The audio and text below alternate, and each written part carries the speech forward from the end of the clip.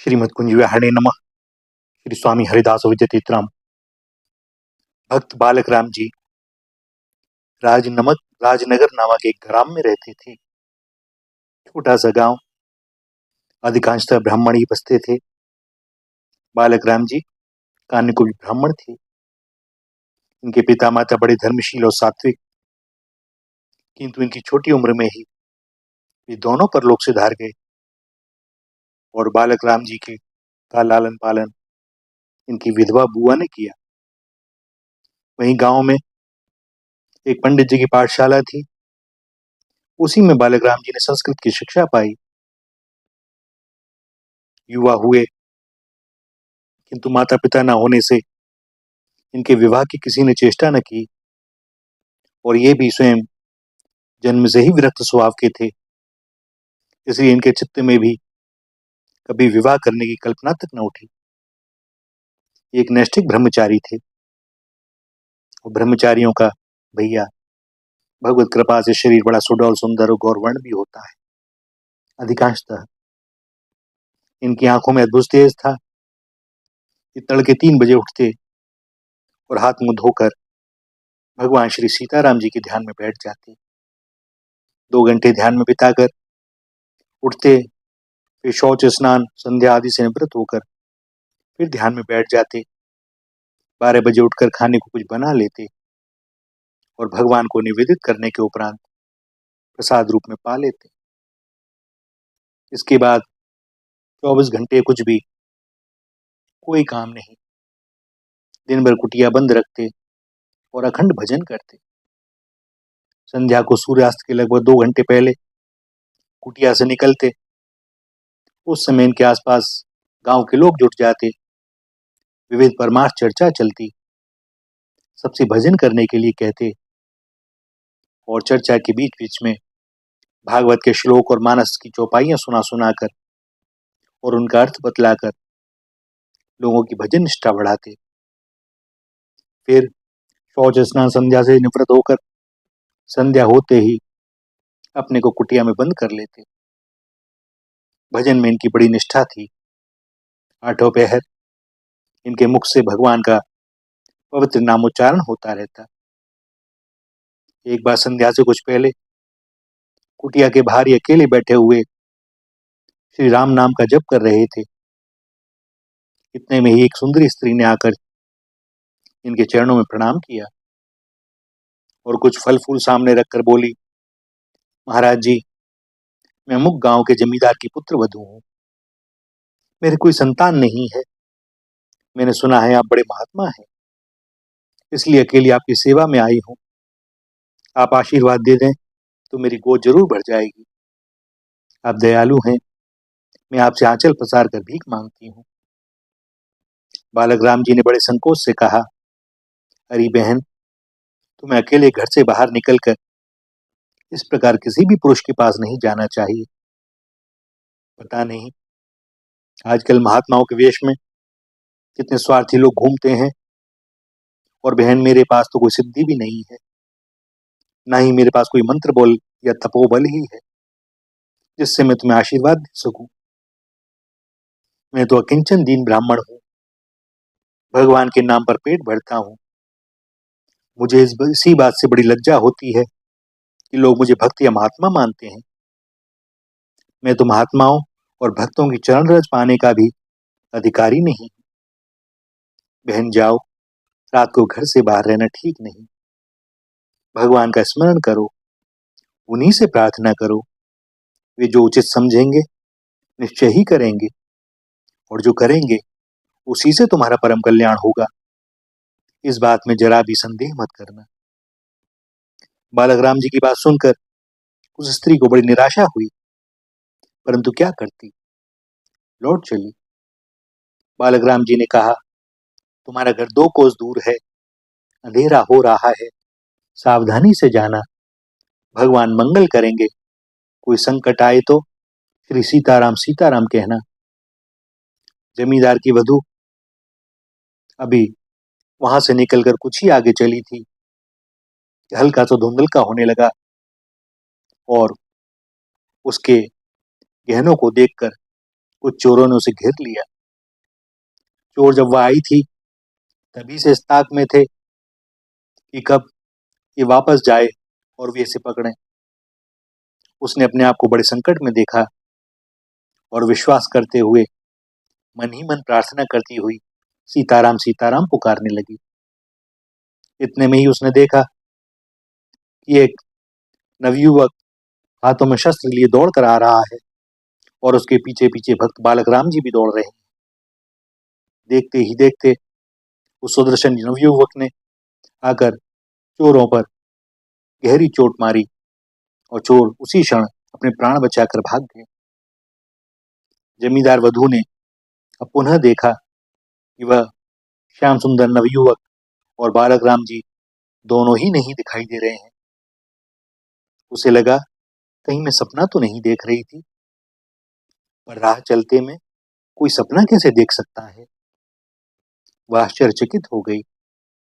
इतने में ही उसे खोजते हुए उसके घर के कुछ आदमी जिनको वह बुला आई थी आ पहुंचे और वह उनके साथ अपने घर लौट गई। किंतु बालक राम जी की निष्प्रहता, शांति, सरलता, साधुता और निर्भयमानता का और उस श्री श्याम सुंदर की झांकी का उसके चित्त पर बड़ा सात्विक प्रभाव पड़ा। वह समझ गई कि मुझे चोरों से बचाने वाले साक्षात भगवान श्री राघवेंद्र ही थे और यह सब उनके भक्त श्री बालक राम जी की कृपा से ही हुआ। हो ना हो आज मेरे लिए बड़ा ही दुर्दिन था। न मालूम कितनी अशुभ घटना घट सकती थी, पर मैं महात्मा की कुटिया पर पहुंच गई, जिससे मेरी अद्भुत प्रकार से रक्षा हुई। सबसे बड़ा आश्चर्य तो यह हुआ कि अब उसके मन से संतान की कामना स्वतः ही दूर हो गई और उसके बदले में भगवान के भजन की कामना और भगवत प्राप्ति की लालसा जागृत हो उठी। उसका अंतःकरण इन क्षण मात्र के साधु संग से निर्विषय हो गया और इसी बहाने भगवान के दुर्लभ दर्शन पा लिए। भैया साधु संग कभी अकारत नहीं जाता और उससे इसको क्या मिलेगा कौन जानता है। उसने घर पहुंचकर अपना मन भजन में लगाया और आगे चलकर वह बड़ी ऊंची स्थिति में पहुंच गई। कहते हैं कि भगवान श्री राघवेंद्र की उस पर अपार कृपा हुई और फिर वह जब चाहती थी तभी उसे भगवान के दुर्लभ दर्शन होने लगते। भगवान के साथ उसका नित्य संबंध हो गया। भैया भक्त अपने साथ संबंध ना जोड़कर भगवान के साथ ही संबंध जोड़ते हैं। भक्त बालक राम जी ने यह बात किसी से नहीं कही। नहीं मालूम कि उन्हें भगवान की इस लीला का पता भी था या नहीं। उस जमींदार वधु के द्वारा ही कुछ समय बाद लोगों को इस चमत्कार का पता लगा। एक बार रामनवमी के अवसर पर भक्त बालक राम जी की इच्छा श्री अवध यात्रा करने की हुई। वे लोटा डोरी और झोली माला लेकर निकल पड़े। राजनगर से श्री अयोध्या जी 300 कोस था। रामनवमी कुल 3 दिन शेष रह गए थे।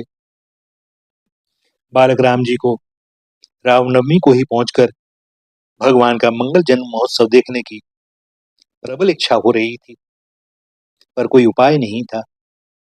कोई चमत्कार सिद्धि उनके पास थी नहीं। उनके पास तो एक ही अवलंबन था, एकमात्र श्री भगवान का नाम जप और उनकी रूप सुधा माधुरी का ध्यान नेत्रों से अनवरत पान करना। चलते चलते संध्या हो गई। एक तालाब के पास पहुंचे। तालाब के तट पर एक बड़ा पुराना बरगद का पेड़ था। उन्होंने वहीं रात बिताने का विचार किया। तालाब में ध्यान करके, स्नान संध्या करके वहीं ध्यान करने बैठ गए। कुछ ही क्षणों में वे भगवान की रूप माधुरी में छक गए। उनकी समाधि लग गई। प्रातःकाल टूटी समाधि तो देखते हैं श्री अयोध्या जी में भैया सरयू जी के तट पर पीपल के पेड़ के नीचे बैठे हुए हैं और उनके सामने भगवान कौशलेंद्र सामने खड़े होकर हंस रहे हैं।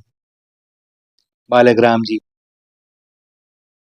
राघवेंद्र की इस लीला पर उनके दर्शन करके मुग्ध हो गए। उनका शरीर प्रेमानंद से पुलकित हो गया, वाणी कंपित हो गई, आंखों से अश्रुधारा बह निकली और उसी भाव में मस्त होकर वे कौशलेंद्र के मंदिर की ओर चल पड़े। और उन्होंने स्पष्ट देखा कि श्री कौशलेंद्र उनके आगे आगे चल रहे हैं और वे मानो खिंचे हुए बेबस से उनके पीछे पीछे चले जा रहे हैं। मंदिर में पहुंचने पर कौशलेंद्र जी का वह स्वरूप छिप गया। अब बालक राम जी को होश आया। मंदिर में जन्मोत्सव की तैयारी हो रही थी। मंदिर के पुजारी जी को भगवान ने स्वप्न में पहले ही बालक राम जी का परिचय दे दिया था। सो उनके पहुंचते ही पुजारी ने उनको पहचान लिया, खूब आवाभगत की, किंतु बालक राम जी का भाव मत तो अभी उतरा नहीं। वे तो उसी मद में चूर होकर भगवान के सामने नाचने लगे। भगवान श्री राम, भरतलाल जी, श्री लक्ष्मण जी और श्री शत्रुघ्न जी की मंगलमय प्राकट्य की झांकी उनके सामने थी। वे उसी भाव में निमग्न थे। कहाँ पैर पड़ रहे हैं, कहाँ चल रहे हैं, नेत्र बंद है, होठों पर मधुर मुस्कान छाई हुई है और बस कीर्तन कर रहे हैं, नृत्य कर रहे हैं। न तो यह कीर्तन सामान्य है और न ये नृत्य अद्भुत है, क्योंकि करने वाला वास्तव में वहां है नहीं। और उसी समय लोगों ने देखा कि एकाएक बालक राम जी का ब्रह्मरंध्र फटा, उसमें से श्री राम की ध्वनि हुई और उनकी देह निर्जीव होकर वहीं गिर गई। भक्त और भगवान एक हो गए। श्री राधा, श्री राधा, श्री राधा।